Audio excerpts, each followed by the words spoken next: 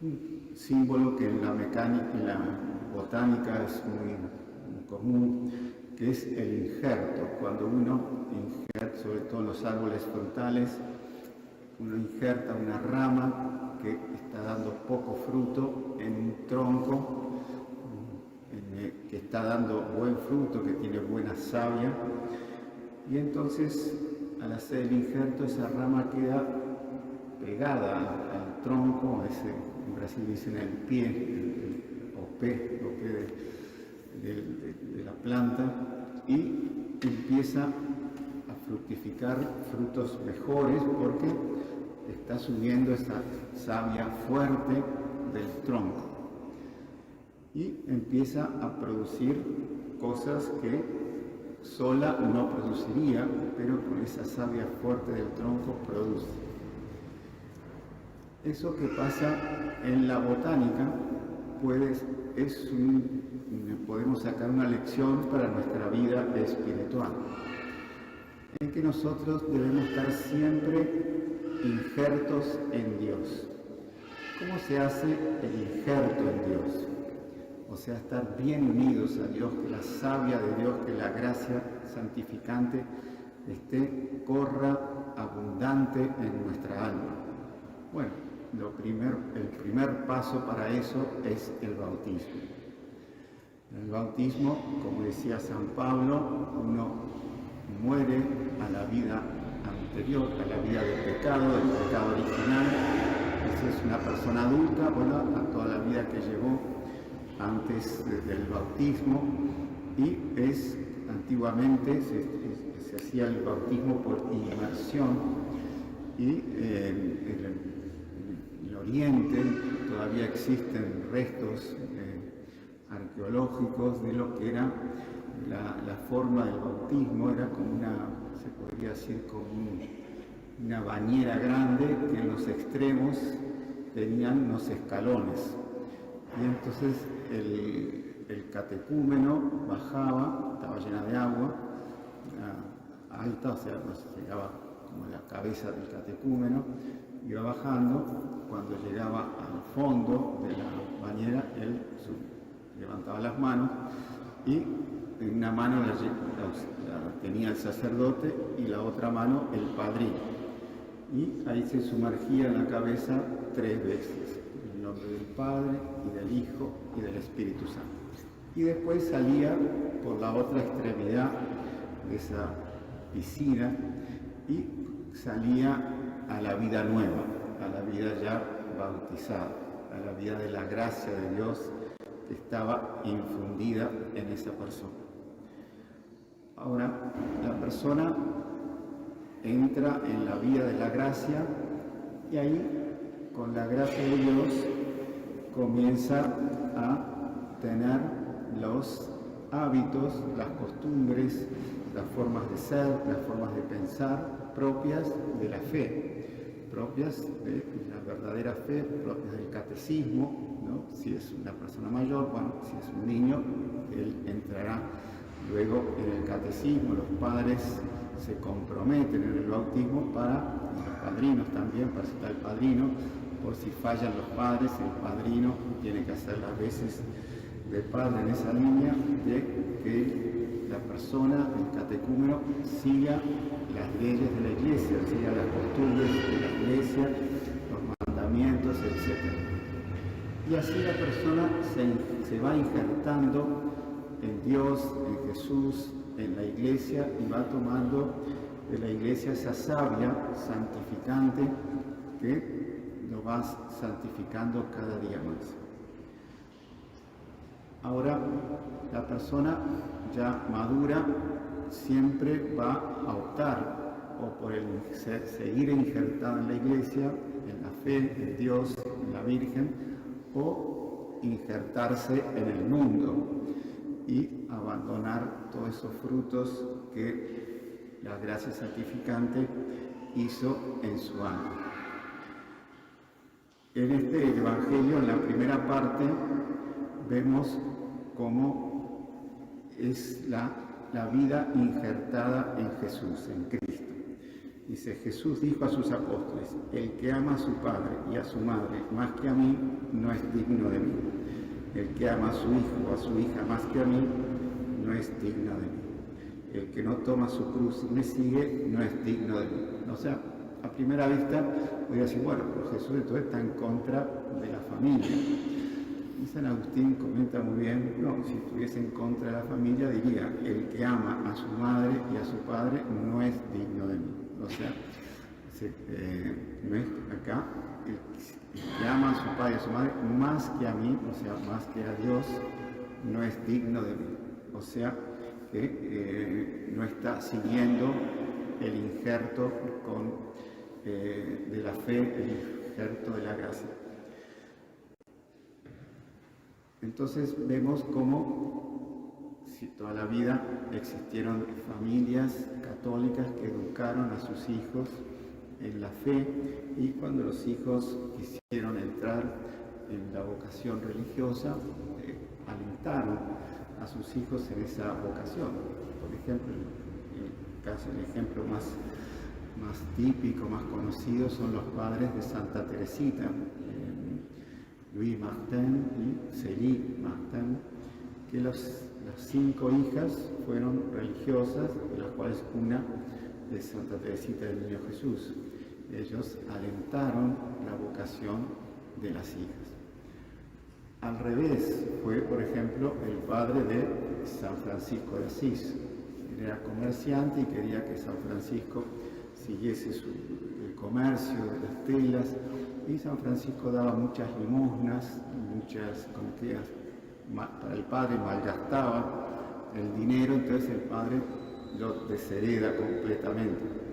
Y entonces ahí vemos el caso contrario, los padres que son un obstáculo para la vocación religiosa del hijo.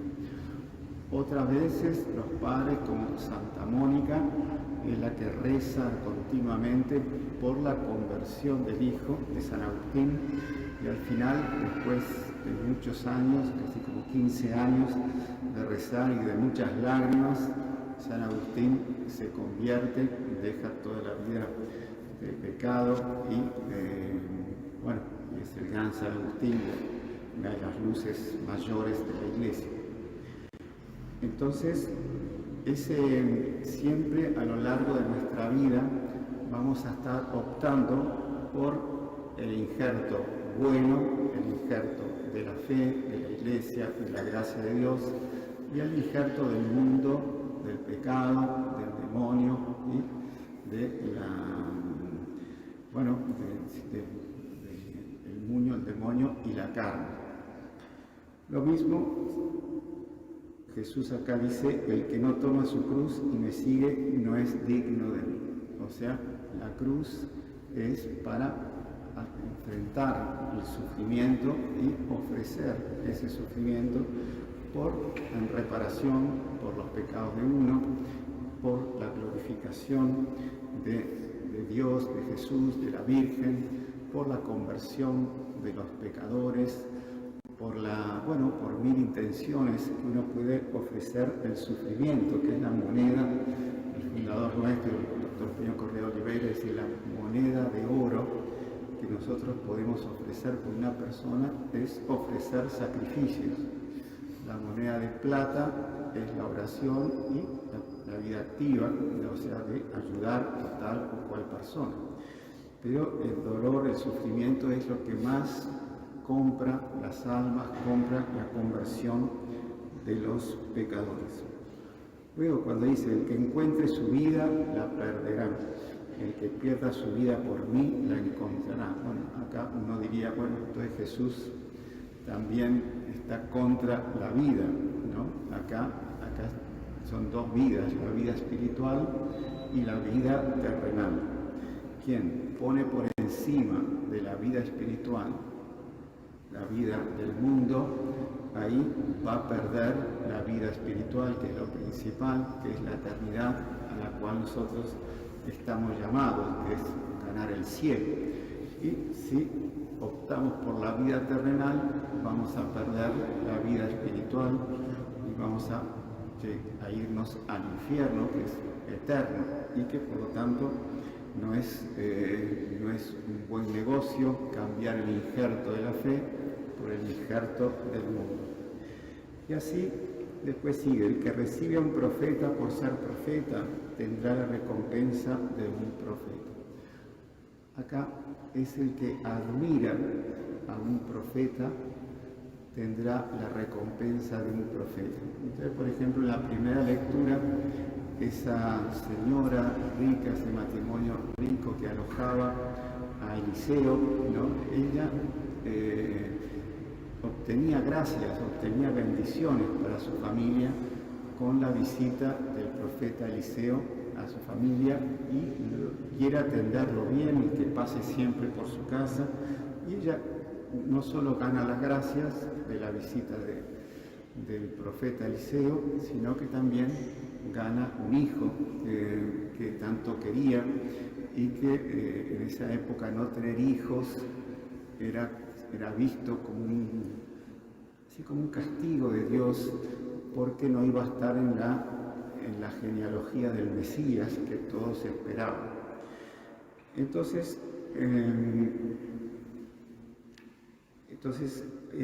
Jesús acá nos va dando todas las formas de ser, las formas de actuar, las formas de pensar, el estilo de vida propias al injerto en la buena savia, y nos habla de cómo debemos alejarnos del injerto del mundo y del injerto que nos lleva a la muerte espiritual. Entonces, en esta misa tenemos que pedir mucho a la Santísima Virgen para siempre estar injertados en esa savia buena, en esa savia santa.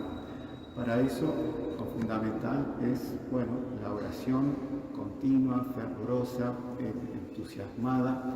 El rosario es esa cadena que nos une al cielo. Luego, los sacramentos, la frecuencia de los sacramentos, todo lo que podamos, la comunión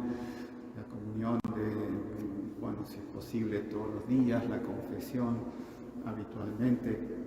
Padre Pío y Don Bosco siempre aconsejaban la confesión una vez por semana, pero nunca abandonarse, de no confesarse, porque la confesión le da una fortaleza que agarra el injerto a la persona y lo envuelve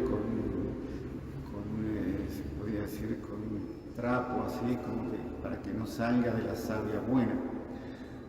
La lectura espiritual es importantísima, la vida de santos, para tener antes de dormir, que sea 5 minutos de lectura espiritual. Luego está el examen de conciencia, que también son 5 minutos en que uno analiza cómo fue el día y proyecta el día de mañana y ve los errores los pecados o las faltas, o también puede ver las gracias que recibió en ese día para seguir ese camino al día siguiente y evitar los errores que hizo.